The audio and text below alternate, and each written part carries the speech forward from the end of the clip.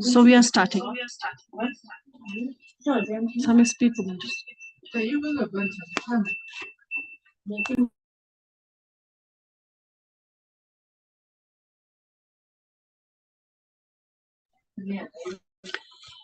Welcome everyone. Today's webinar on Cryosphere in Crisis, Rethinking Water for Glacier-Fed Cities, organized by BORDA South Asia and Parvat Manthan in collaboration with NIUA and LIDEC.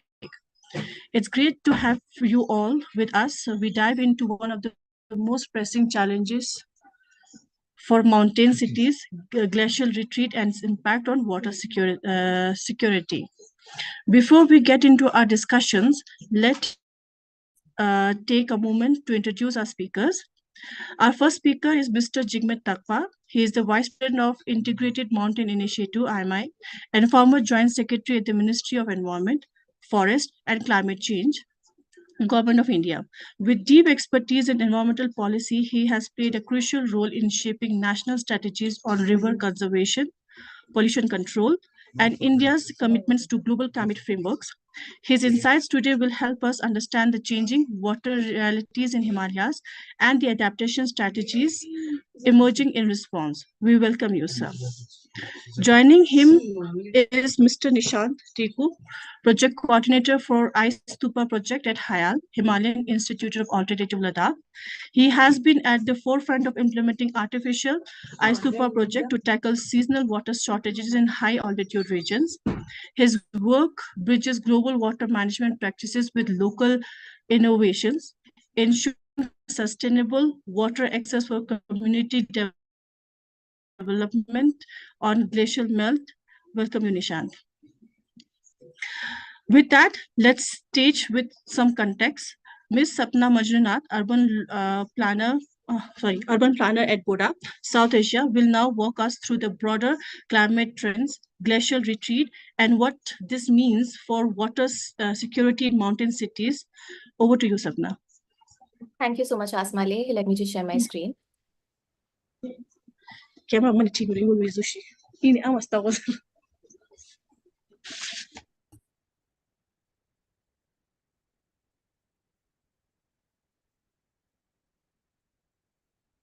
Okay, I hope my screen is visible.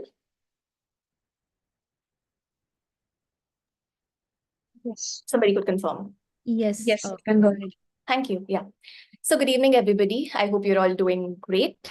I am Sapna Manjunath and I work as an urban planner at BORDA South Asia.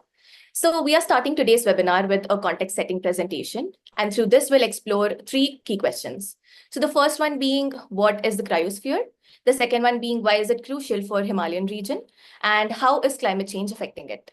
And through this, it will help us frame the urgency of the issue, and it will set the stage for the discussions that follow. So let's begin.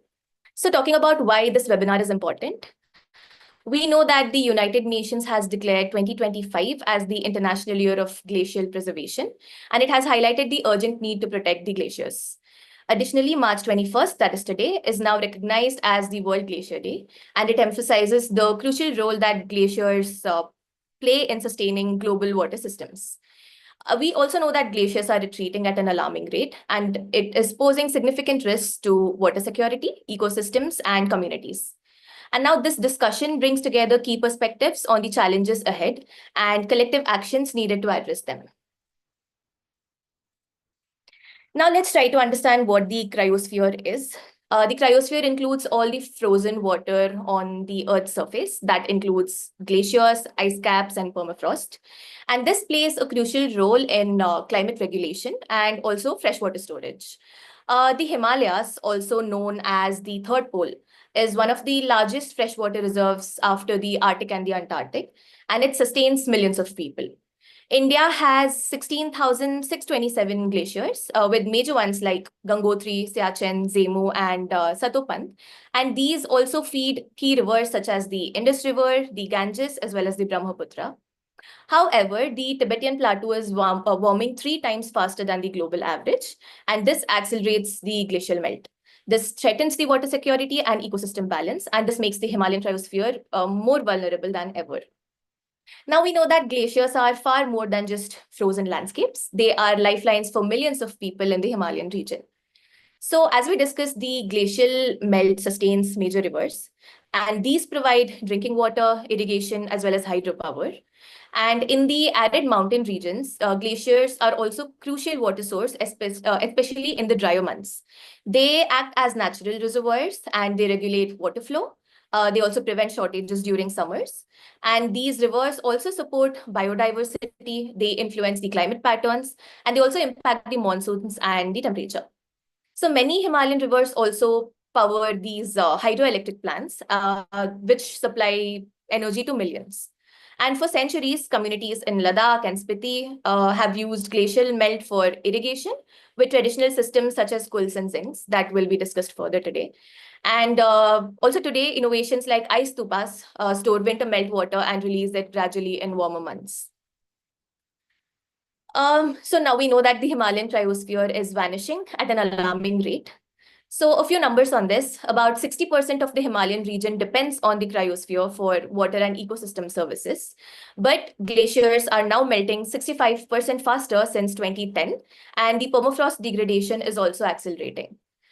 This rapid melt threatens long-term water availability and it impacts major rivers. Permafrost thaw also disrupts ecosystems and releases trapped greenhouse gases, which further worsens climate change. And the consequences go beyond water shortages. Glacial retreat also increases disaster risks like the flash floods, landslides. It also endangers communities across the region. So we know that a crisis is unfolding and its ripple effects will be far-reaching.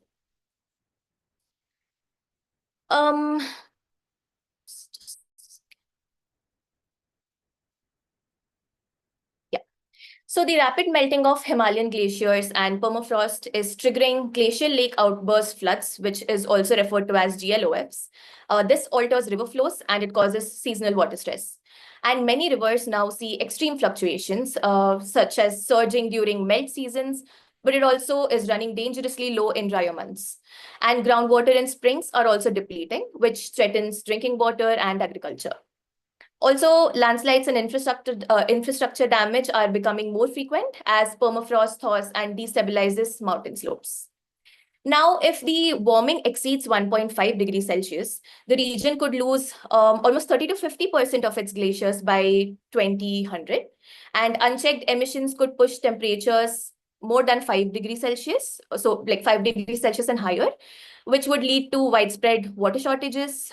It would increase disasters, and there would also be an ecological collapse.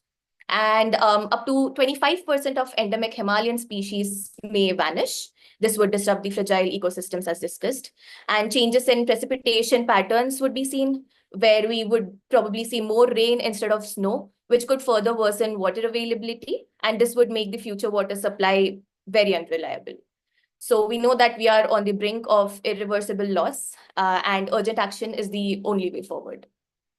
So with this context set, we'll now explore the challenges and solutions in greater depth. So the experts will discuss changing water availability, the risks, and the local adaptation efforts as well. We'll also hear insights from glacier-fed regions around the world, and we'll also explore a few policy measures that are needed to ensure sustainable water management in the Himalayas. Thank you. Over to you, Asmale.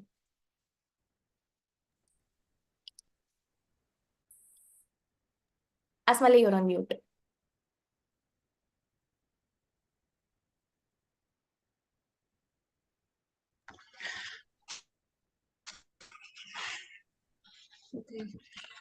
Thank you, Sapnali, for setting the context for this webinar. Now we turn to our expert discussions. I would request Mr. Jigme Takpa to let us through the realities of changing water availability, increasing risk, and how local solutions such as ice stupas are helping community adapts. Over to you, Jigme sir. Over to you, Jigme.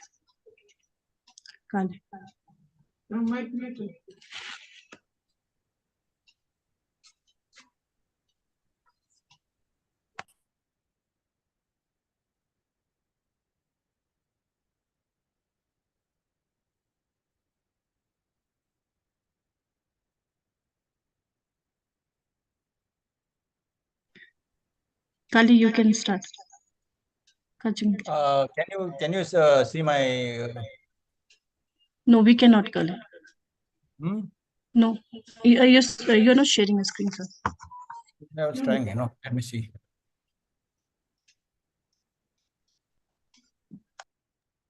Sir, if not, we could share the screen for you. Just a minute. Let me see. Yes.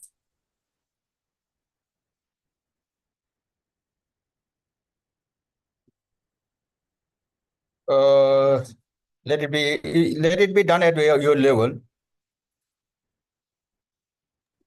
Now you're sharing?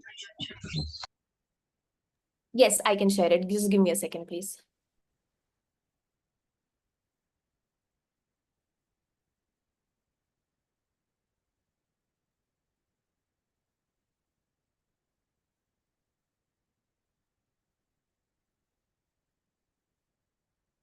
Sorry, actually there was a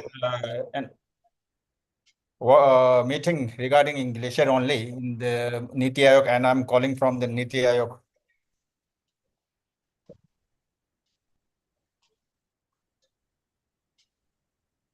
Sapna, should I Can you please fine? No? I think Sati has.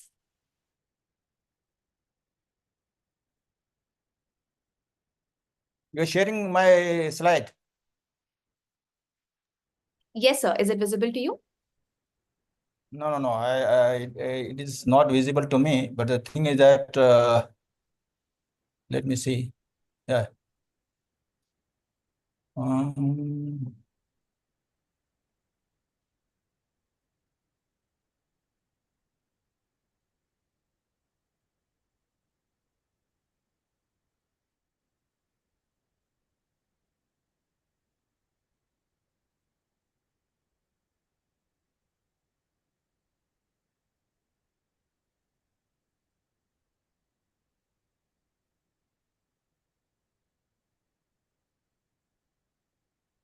Sir, on the Zoom screen, is the presentation not visible to you? We've shared the presentation, so just let us know if it's not visible on the Zoom screen for you.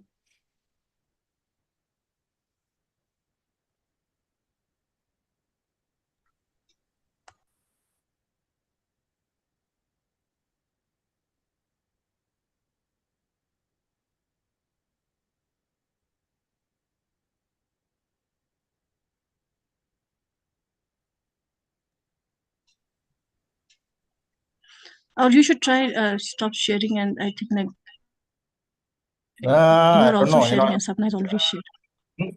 No, is my what called file is being visible? So we had shared the presentation for you. So Sati, if you could please pull up the presentation again. So you can just come back on the screen and we can share, we can change the slides for you. Is it visible to you now? No, it's nothing. It's only the what called faces are available, visible, but Okay. the screen is So not then visible. maybe you could just open up your presentation, and for the rest of us, it's visible. So you can just look at your presentation and, we can change the slides over here, because for the rest of us, it is available, if that's okay.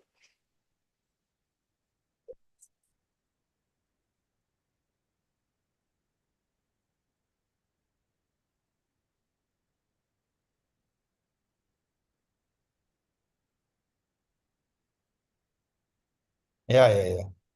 Yeah, great, sir. So yeah, I'll just start like that. This is now I think is visible on your screen. So coming to Himalaya now, you have already said the context by Sapna Manjunath. So I don't need to explain much about the Himalaya issue, but I'm being given a specific task to talk about the issues in the Himalaya, changing water availability, risk and adaptation efforts. So Himalaya is a very, very unique ecosystem and one of the biggest landmark in the whole Earth, and one of the biggest event that Earth has seen is the formation of the Great Himalaya. And it is not just the youngest mountain range, also, spiritually, culturally, and economically and ecologically, it is one of the biggest ever landmass on the Earth. And coming to the issues of the Himalaya, it is, as you know, already said, that is one of the biggest reservoir of water, therefore is also called the third pole. And due to its vast snow and ice reserves, storing the highest amount of fresh water outside the poles. So they feed the 20%, 1/5 of the world population through their river system like Indus, Ganges, and Mekong. And they are abode of Himalaya. Himalaya means the abode of snow and ice. So the challenges that the Himalaya faces is multifold. One is climate change, socio-economic challenges, and ecological challenges. And Himalaya glacier are retreating at the rate of 1 to 2% annually. And now we have seen almost 20% lost since 1980. And as per the IPCC 6th assessment report, they warns of losing over 60% of glacier by the end of the century. So there is an imminent danger of retreating glaciers and water scarcity. Over 50% of the Himalayan spring has dried up, and it is impacting agriculture and drinking water. And reduced glacier waters threatens the dry season rivers by 40 to 70%. And apart from that, the related issues are the livelihood security, like agriculture, horticulture, pastoralism, and primary livelihood in the Himalaya faces the risk from the climate change and water scarcity. And because of that, there is a migration of youth and to the urban areas, which weakens the villages located in the mountain region. And one of the most economic activity in the Himalaya is the tourism sector, which is the key economic drivers, but it also poses many challenges, and it also strains the resources.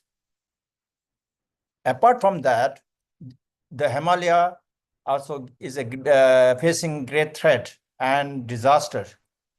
We have seen many disasters in the last decade, and the frequency and the extent of this disaster magnitude has gone many folds over the years. One of the biggest problem that we have seen is the glacier lake outburst flood. And expanding the glacier lakes increase the flood risk in the region like Uttarakhand, Sikkim, even Ladakh. And we have seen many landslides and avalanches and erratic precipitation, melting of permafrost, which exacerbate the landslide risk. The Himalaya and the water resources in the Himalaya is not only being threatened by the climate change, but also because of the pollution. Whatever water is available in the Himalaya has been highly polluted. Like person like me can, watch that the water in the groundwater in Leh city is highly polluted, is not potable for drinking, even after treatment. So this is the issue. And another issue is the EPR rule that government of India has. It is not applicable in the mountain region, which need to be amended and customized for the mountain areas. STP that is being made in the Himalayas doesn't work. The STP in Leh is one of the glaring example that it doesn't work. It has to be completely designed as per the climatic condition of the area. Therefore, the STP, the EPR rule, all of them doesn't work, and that problem for the mountain areas. Apart from that, there's a biodiversity loss. 35% of the India's endemic species are found in the Himalaya, and because of the habitat degradation, it threatens the biodiversity of the area. So this way, there are so many threats that is being experienced in the Himalaya.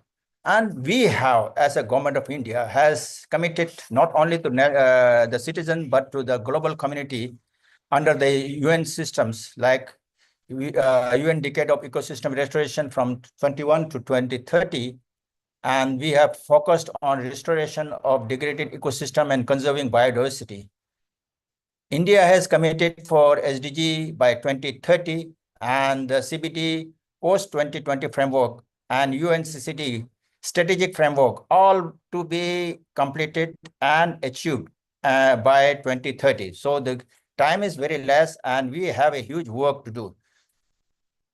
So coming to the local solution, how to tackle these problems is that, local solution, if you see that I'm from Ladakh and I can say that Ladakh has seen so many innovative works done from the from the start of the civilization until now. We had a very scientific and intricate system of called water tanks and pools, and each and every field in Ladakh gets water, is turn by turn, and such a scientific work was done now that need to be rejuvenated. That is called traditional zinc and cool system. That is, if you revive that, I say we don't require any technology. We don't require, the solutions are very simple, local solution, and that can be used the most efficiently, and that can be solution to all the water issues that we face in Ladakh and all the other places in the Himalaya. Another work that has been done extremely well is spring rejuvenation program in the Himalayas, Uttarakhand and Sikkim, where more than 50,000 household has been benefited by 120 spring which has been revived.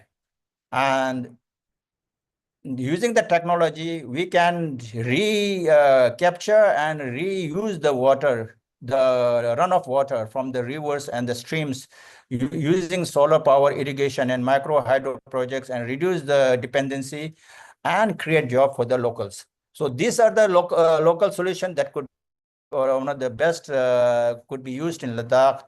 And for the policy pathway, how to go about policy pathway and governance, NIUA, through Parvat Manthan, has been doing extremely good work through knowledge and experience sharing on water and sanitation among the hill states.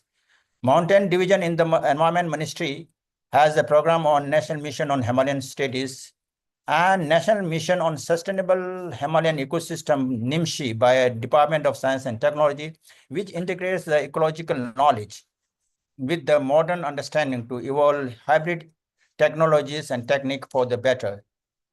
And apart from that, there's another organization which I am part of it as a vice president. It is Integrated Mountain Initiative, act as an interstate coordinator and advocate sustainable development and ecological preservation in the Himalaya.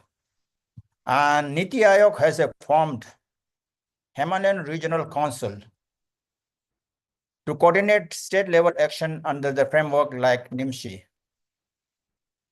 We have proposed, the IMI has proposed to Niti Aayog that we need to have a Himalayan authority, to a statutory body to enforce environmental regulations and ensure sustainable development. And coming to the research and data collection, Himalaya Data Observatory, we have asked for that. At present, we don't have extensive data about Himalaya, its extent, the volume, the climate change, the runoff, the glacier melt, everything. We need to have extensive data on the Himalaya. So we need to use satellite imageries, use of drone, IoT, Internet of Things and sensors to monitor the glacier health and biodiversity, and stock taking the threats of assessing the threat like gulf, landslide, pollution, and entire natural resources of the Himalaya. And for that, we need to have local as well as global collaboration with organizations like ICIMOD, Heidelberg University, UNEP, UNDP for data collection and for the best practices. So we have committed for the sustainable development goals.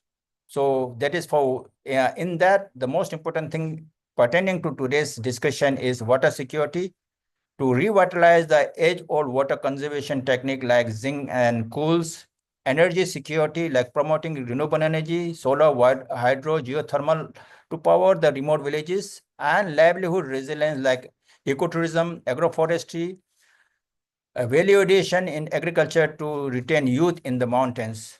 So in conclusion, what we say that India aspire to be a developed country by 2047 after the centenary celebration of independence. So we are aspiring to be Viksit Bharat. So what we mantra today I will give is, if you need to have Viksit Himalaya, without securing Himalaya, achieving that Viksit Bharat by 2047 is unachievable due to cascading risk of like water scarcity, biodiversity loss, and border vulnerability. So for the road ahead and call to action, what we suggest today and through this webinar, I would like to say we need to establish an Himalayan authority with the legal and financial backing to coordinate sustainable development efforts and strengthen the funding for IMI, NIMSHI, NIUA, Parvat Manthan, and Himalayan Regional Council to support the grassroots innovation and policy advocacy and leverage global commitment like UN 2025 Glacier Preservation Goal to secure resources and knowledge exchange. Thank you. Thank you so much.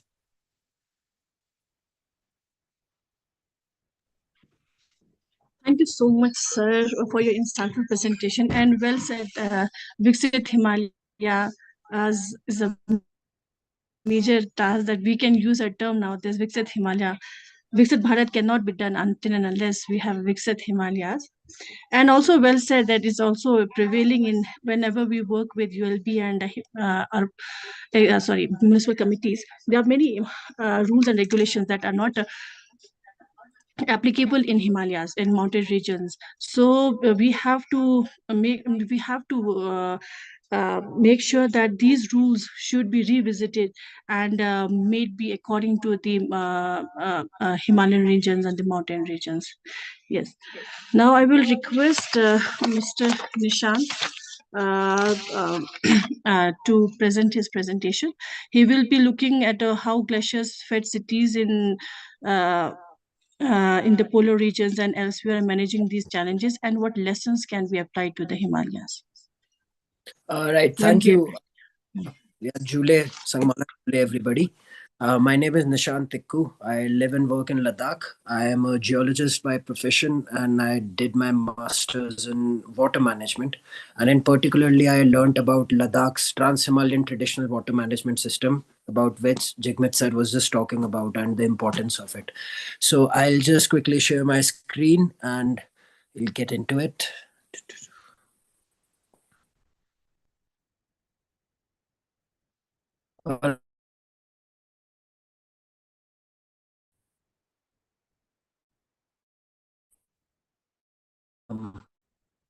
Yeah. Anyone can say, you guys can see my screen? No. We cannot. Okay, I am sharing the screen now. And Nishant, we can see your Zoom screen, but then if you're sharing the presentation, then that's not visible yet. Okay. How now? Can you see the presentation? I think it's loading. We can see your desktop.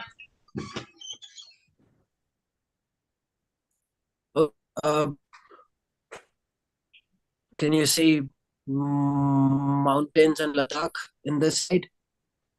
No, we cannot. Still, oh, it's still not visible. Okay, let me just stop sharing.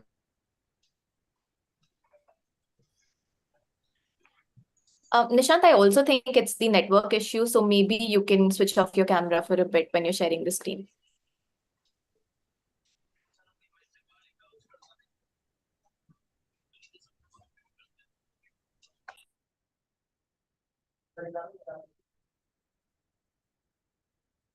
Hi.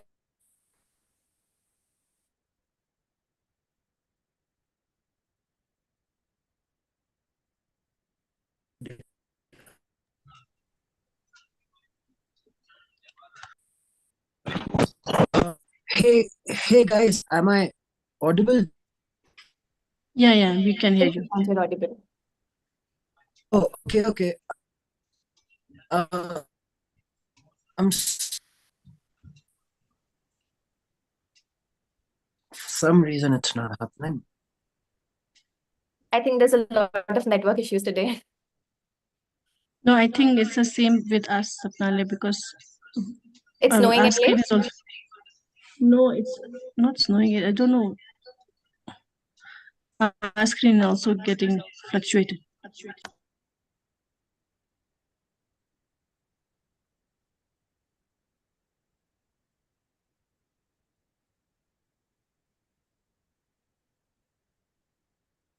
Nishant, are you trying to share the screen?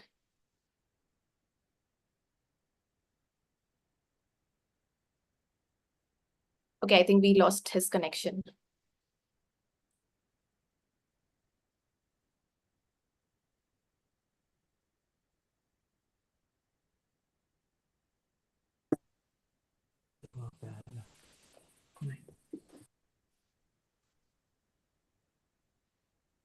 Yeah, am I audible, guys? I'm sorry. Yes, Nishant, you Hello? are audible. Okay. Yeah. All right. I'm sorry. We have some.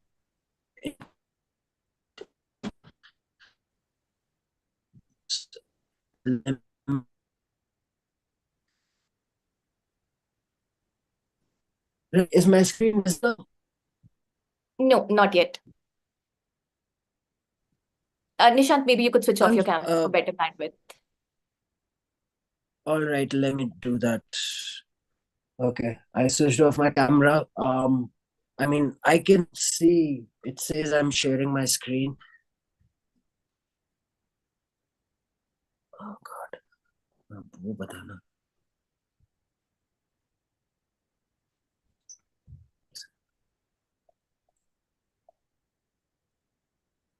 Okay, Nishant, then maybe if there's a lot of network issues, maybe we can just do it without the PPT. Maybe you can just speak without the PPT, if that's okay.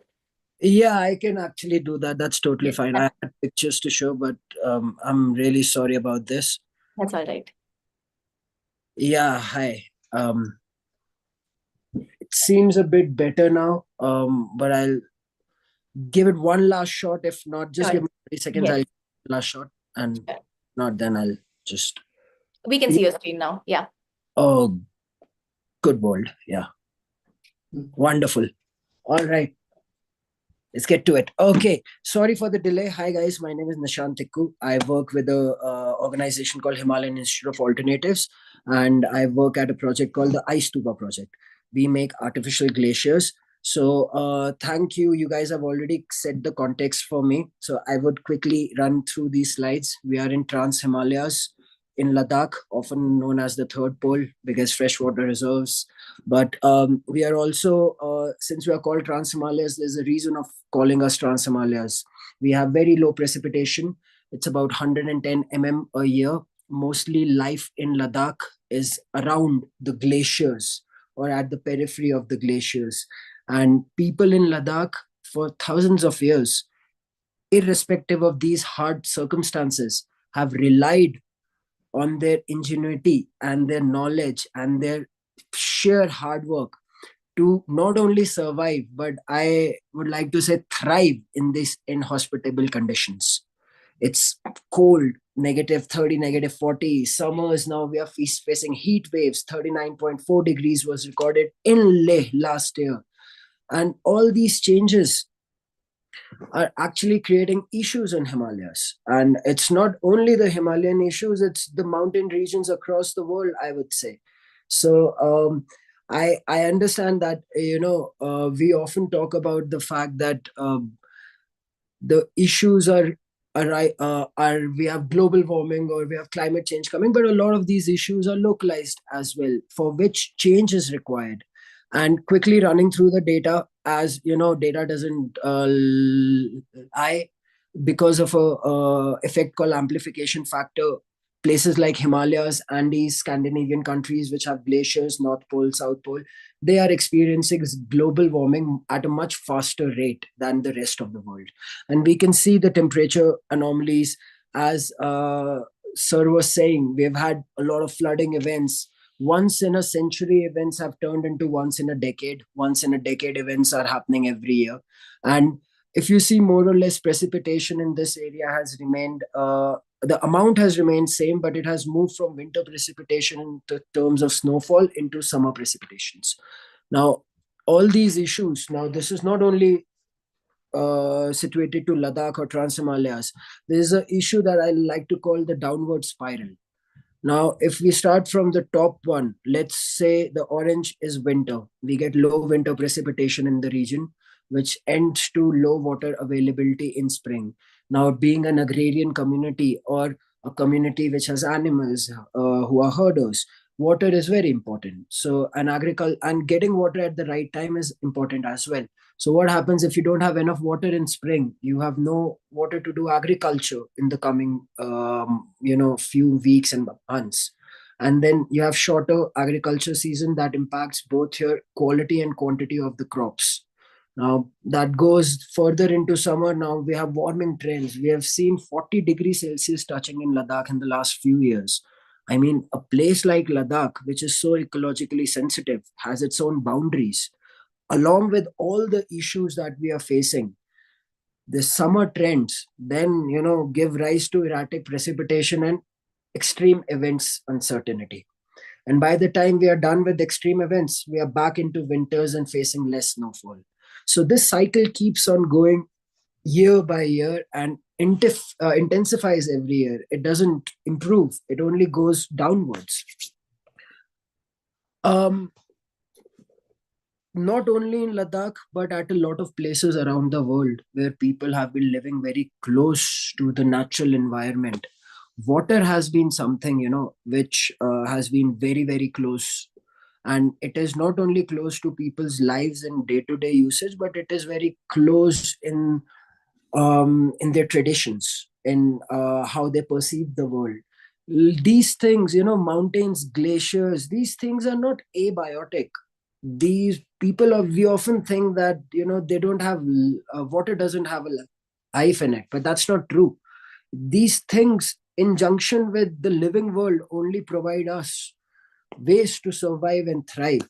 And so very old Ladakhi proverb saying that chu medna yul med ama medna san med, which directly translates to without water there is no life, and without mother there is no food. So in earlier times, our ancestors understood that, okay, there is an issue. There is a scarcity of water at one place or the other. So we often talk about how to resolve that issue. And before coming onto the issue, I just want to touch a little bit of a part that we often talk about, like the kind of projects that are happening across the world, in Scandinavian countries, in South America, in Switzerland, people are making glaciers, putting ice sheets of cloth over glaciers in order to reduce the melting, or painting the mountains entirely white so that the sun doesn't reflect so much, sun reflects all of the heat and it's not absorbed and stuff. But there's a lot of strength in our indigenous knowledge systems. The people who have been living in these mountains, in these places for thousands of years, they must have done something right.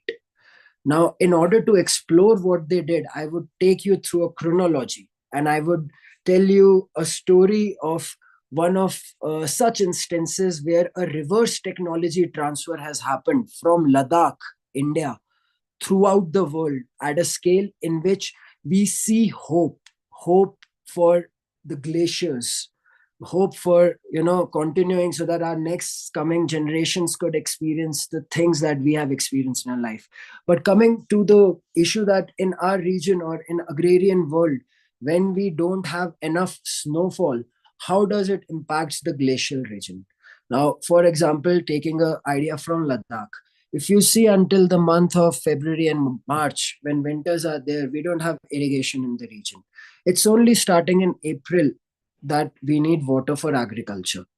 And April, why it is important in the beginning? Because it's the sowing period. Now, when we don't have enough water in the sowing period, it will impact both the quality and the quantity of our crops. Now, once June is done and we are into July, the natural glaciers at the elevation of 5,000 meters and beyond would start melting and providing more than enough water. As you guys had rightly mentioned, that seasonal water shortage is what impacting places like Trans-Himalayas and beyond a lot. And then we have water surplus in July, August, September, but the agriculture season is ending. So we have no use of that water in terms of agriculture. So again, as sir was saying, people have lived here for thousands of years and managed their water beautifully. I mean, each and every drop is being utilized and equally distributed in all the families to all the agricultural fields. In Ladakh, we have a system for this called Churpun.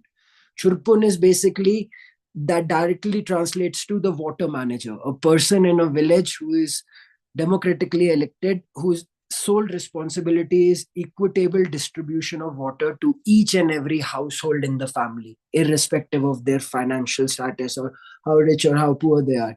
Everybody should get equal water. That is the system our ancestors have followed.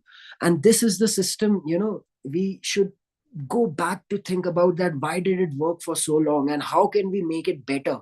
Because back then they did not have enough technological interventions, but now we do have.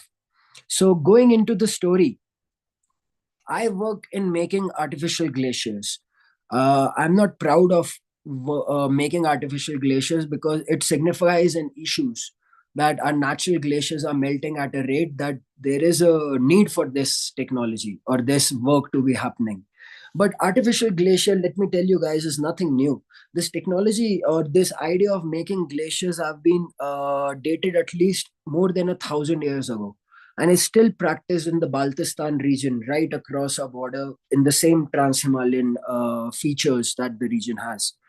The oldest one that we know is called the glacial marriage. People, as I said, in our ancient times, believed that glaciers have soul. They are living creatures. They are just like us humans. So they would bifurcate glaciers as a male glacier, which is termed at the lower end Po Gang, and a female glacier, which is called Mo Gang. And the practice of glacial marriage, which is still alive in Baltistan, is the idea is to take parts of these glaciers to fuse a third new glacier somewhere in a valley where there's no water supply system. And UNDP is working with the University of Baltistan on this, along with our organization. We try to learn this old technology that has been forgotten on this side of part. And what we learned was surprising. There's a lot of many villages and settlements and agricultural fields which are based on the periphery and at the downstream of these artificially made glaciers. So it was something our ancestors did for a long time. Another thing that in the mountain regions, as we speak about permafrost, permanently frozen ground, there is another way. In Ladakhi we call it kyakshu, or you can translate it to tempera frost. If you are to spread water in a field in the months of October or October and beyond, it will saturate the ground and remain frozen for winters. And as soon as the month of March, April comes, when it's warm enough for the ground to start thawing, this water will provide the first watering to the fields, or can provide the first water to the roots of the trees. So you wouldn't need to water your fields in term to plow. So things like this have been there. Or snow barrier bans, this has been across the world. I mean, just capturing the snow drifted in the wind and making a channel for it so that people can receive water downstreams. Then came the first way in which, again, a Ladakhi engineer, Abad Sewang Norfel, also known as the Iceman of India, he's Padma Shri. He was the one in 1987 who first time devised a scientific angle towards making these things, making these artificial glaciers and horizontal artificial glaciers. And these glaciers have been made across Ladakh and has so many benefits to the local community for agriculture purpose, for groundwater recharge. Over the years, new techniques came. We take inspiration from what we see out in the nature. The left-hand side picture is a natural frozen waterfall, and the right side picture is an artificially frozen waterfall that is used for water conservation purposes as well. And these are quite easy to make, and now a lot of villages, not only in Ladakh but across the region, rely on these artificially made structures. And then the final one that I work in is called the Ice Stupa project. It is using the absolute same idea that all of the previous ideas have used: freezing water in the months by a thaw and freeze cycle. Freeze it during the winters so that it can melt and provide water for agriculture in spring. Just a little bit changes are there. The shape is different. The idea is that the water is siphoned from a higher elevation to a lower elevation without the use of any pumps or any motors. Just by 8th standard physics, we learned YouTube effect. It's just that. And at the end, there's a sprinkler at the face of it, which breaks the water particle, and rest is done by the cold winters of Ladakh. Now, this project is in one of the lineages of glacier making projects. And it's been about 10 years since we prototyped it, and in the last 10 years we've been able to make 166 of these structures, not only in Ladakh, India, but across the world. We've had a lot of learnings in making the glaciers, including the community in the building effort has been one of our most important things, because finding solutions to even reaching these solutions to a policy level, we need a bottoms up approach for people to able to adapt it. And then in the last 10 years, we understood that, okay, not all of this is easy. We learned a lot from the people while working with them on ground. We deployed tech to understand how the ambient conditions impacting. And this has been, all these pictures are of Ladakh over the years. But as I was saying, I'm very proud to say that, this technology is something that has gone places now. And the same way we understand and learn from our Andean and our ads partners across the world, the kind of technology they use, they have also come around and made stupas. So this is Switzerland. For the last 6 years, we've been working in Switzerland, and they've been making artificial glaciers in order to find out techniques and technologies to conserve their natural glaciers as well. This is South America in Chile, where our team worked with a local organization way higher up to make glaciers. This is this year from Mongolia. So in the collaborations we do some university or tech-based collaborations. In some collaborations, we work with villages. This is Lomathang region of Nepal, in which we have been working for the last 4 years now. And these are glaciers in Baltistan. So the idea is the technology exchange that should happen. Like, we are learning from them how to do glacial marriage, sort of glacier grafting. In Baltistan, people are making artificial glaciers like such. And this is Kyrgyzstan. So the idea is that this kind of technology, which is for people, should go places. And more the number of people who are thinking about it, more solutions will come out of it. But we've had challenges, as sir rightly mentioned, that we are in a time when we have technology at our disposal, but how do you use that technology for benefit of people is the question.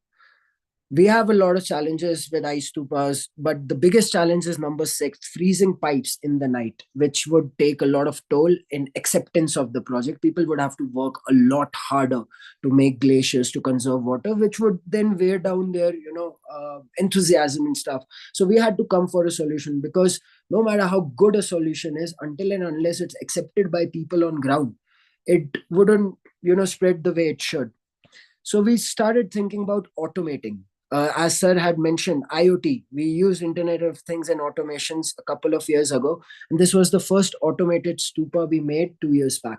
So the idea is, I know that, my pipes will freeze if it's really cold, because it's just gravity flow. So my problem statement was that we have to stop the pipes from freezing. And how do we do that? We used some 2-way, 3-way, and 4-way valves in the last few years. This is our most recent system called a 4-way valve.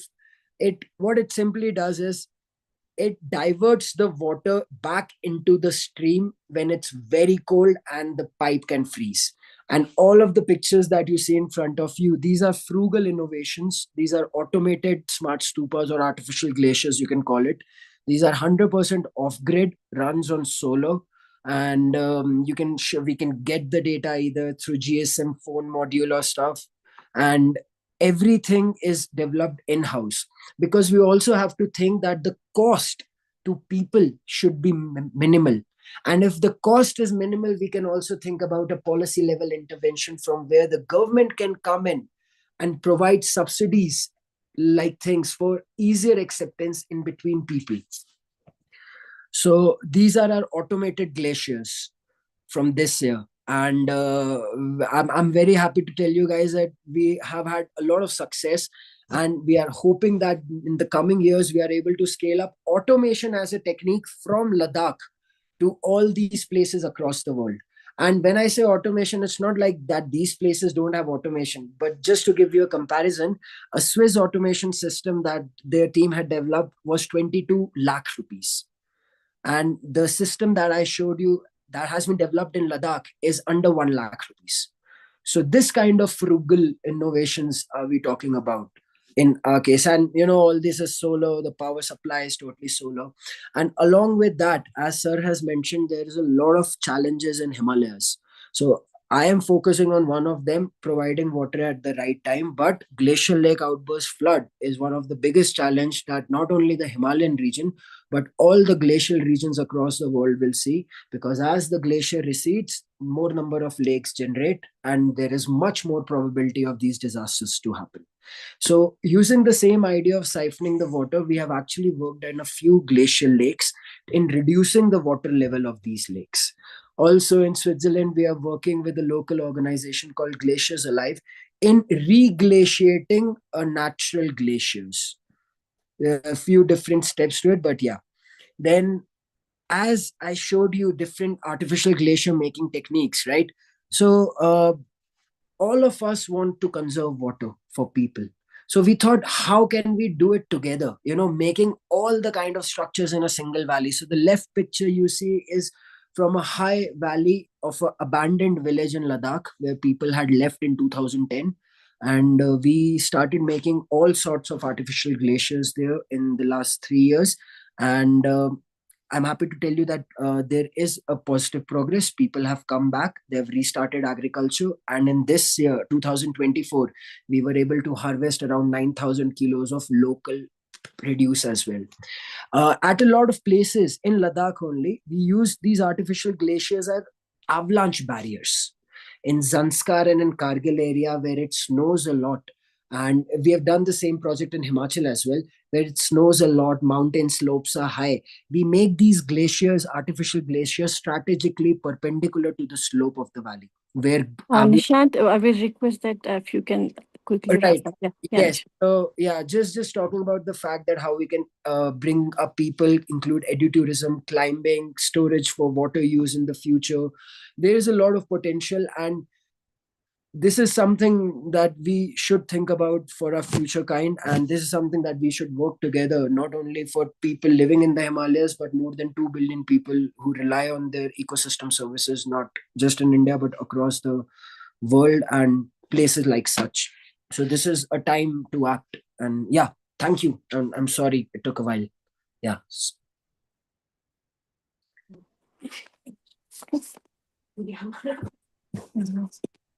Thank you, Nishant, for your engaging. Thank you, Nishant, for sharing your experience and insights on how the ice stupas and the artificial glaciers can help in rejuvenating the groundwaters and scarcity of water. Now, moving forward, we will have some questions for you all, to you and Jigmet sir. So first question that we are requesting is to Mr. Jigmet. With your experience in environmental policy, what immediate policy changes do you think are essential to address the increasing risk of glacial retreat and water scarcity? Thank you. The immediate risk that we face is everything is done on bit and pieces all around world, whether in Leh or around the Himalaya, and at the same time we don't have any.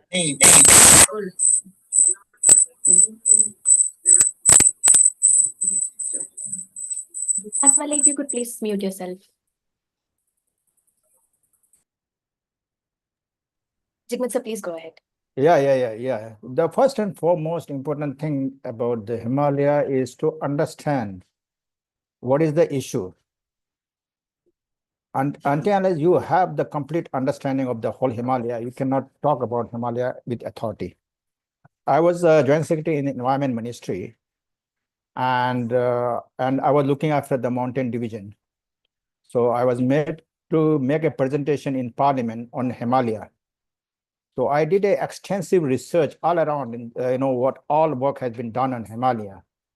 So the D-Day in which I have to make the presentation in the Parliament, I said, respective members of the Parliament, the governing, the Constitution and the holders and everybody in the government of India, there's a shocking news that I'm going to reveal. I told them we don't have any idea about Himalaya. We don't have any authority on Himalaya. The data that we have is on bit and pieces, and bit and pieces doesn't make the whole. So as of now, we don't know what is the total extent of Himalaya. We don't know what is the total quantity of ice and the snow that is the Himalaya is having, and at what extent that the glaciers are retreating, and what is the water that is being going as a flash flood or and creating drought or the flood all around. So all the information we don't have. I'm putting up before you, and this was revealed in the Parliament by me. So everybody was shocked, how come that, we have so many institutions, so many agencies working on Himalaya, and so many people who show they are authority on Himalaya, and so much of research and so much of funding has been pumped in Himalaya, but we don't have complete idea of Himalaya. We have GB Pant Institute of Himalayan Environment. We have two Ministry of Environment, Forest, Ministry of Department of Science and Technology, having so many schemes like NIMSHI, the National Mission on Himalayan Studies, and so many projects and programs going on in Himalaya. But we don't have a complete idea about Himalaya. So that is the biggest threat that I think, until you have the complete knowledge, the data, we cannot work. So therefore, today we had a meeting again. I'm talking from one of the room in Niti Aayog. We just had one meeting, and I told that we need to have a data center, complete data center, having all the information about the Himalaya, is extent, the total volume, and how fast it is receding, and how long it can be sustained. So therefore, we need to have a data. That is most important thing. Second thing is that Himalaya, everybody is saying it is what called sixth assessment report of IPCC says that by 20 turn of the century, 50-60% of your Himalaya is gone.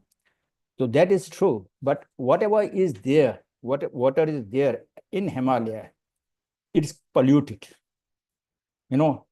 Either we don't have, and what we have is polluted. If you have polluted system, there is no use of it.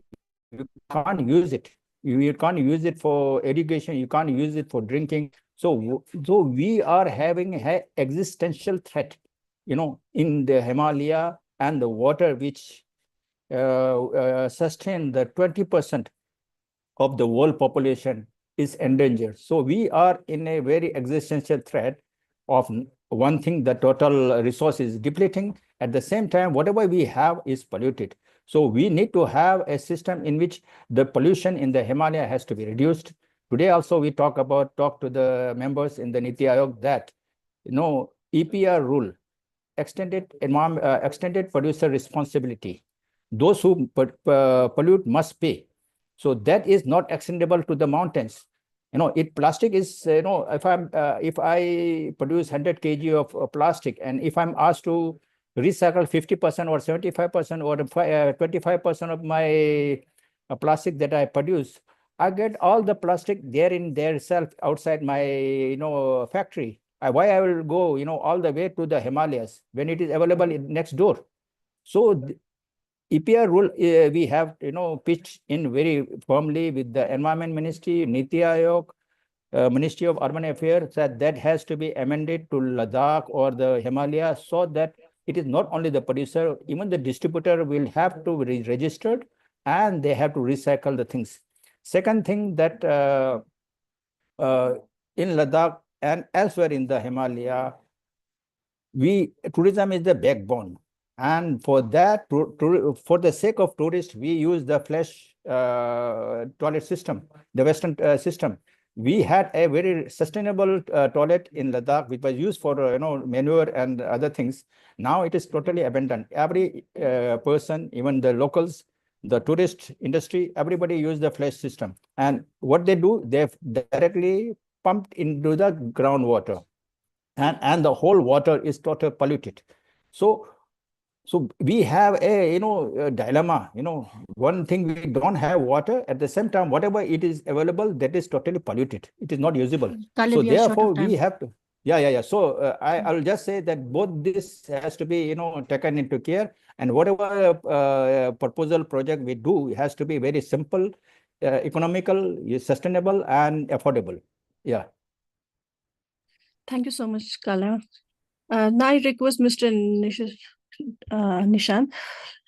We want to have a question regarding local innovations like IS Stupas have gained recognitions, but what policy support is needed to scale such solutions effectively? Yeah, I would Can say. hear me. Yeah, I did. Thank you, Achasma. So I would say, see, as Ka Jikmit has mentioned, that we have limited amount of water, and whatever it is, it's not in the right state. And before that, he said we don't have enough data on water. So in order to, innovations is one, but in order to get to the policy level, first we need data. We need to start from there. Like, for example, groundwater data, we do not have. We do not have reliant extensive groundwater data. We don't have data on permafrost in Ladakh or in Himalayas in per se, and it's one of the biggest thing. But in the face, while we are getting there, in order to get data to make those bigger policies, these innovations, be it ice stupa, be it solar water lifting, be it micro irrigation systems, we know for a fact that in short term, until we are able to fill the gap, policies from the government which puts in will help them. Now, before putting them into policies, we need to have a extensive tested system, which we know works. Second, again, as I say, it's frugal. It doesn't need to be very expensive. It is low cost, dependable, and has shown progress. Like, for example, these artificial glacier projects that has been happening across the world. The we can only make artificial glaciers until the real glaciers are there. So in order for us to keep working and doing what we are doing, we need to make policies around the fact that these real glaciers are preserved and they are still there for our coming generations, while keeping an eye to expand the policies, which innovations like such, onto common masses and grounds, and hence to have a bottoms up approach, having a very good panchayat system in which people understand that this is the issue, this is how it can be solved, and taking it up from the bottom to the top. And as sir said, in India, we at least don't have different policies for mountain regions, be it policies related to construction of buildings, be it policies related to water. So we follow the same thing that has been followed in down plains in the cities. However, everything is different here. Climate is different. The way people have lived is different. Food is different. Agriculture is different. So we need to have localized policies for mountain communities, and particularly with respect to how they have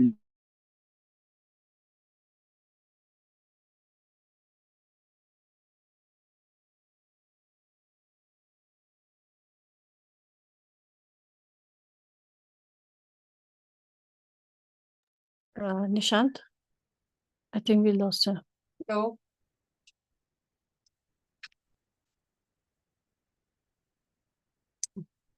All right.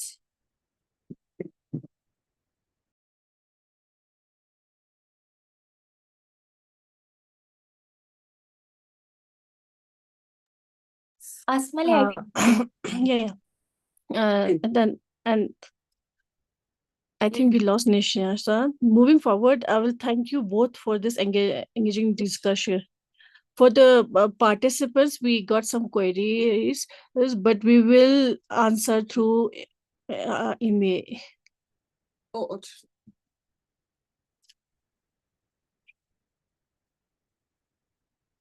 Is my voice cutting, Sapna?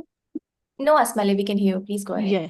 Okay. Nishant is also back. So if you Yeah, want. Nishant, sorry, we are short of time, so we are moving forward. There are some questions for the panelists, so we will answer it through email, if it's okay. Yeah.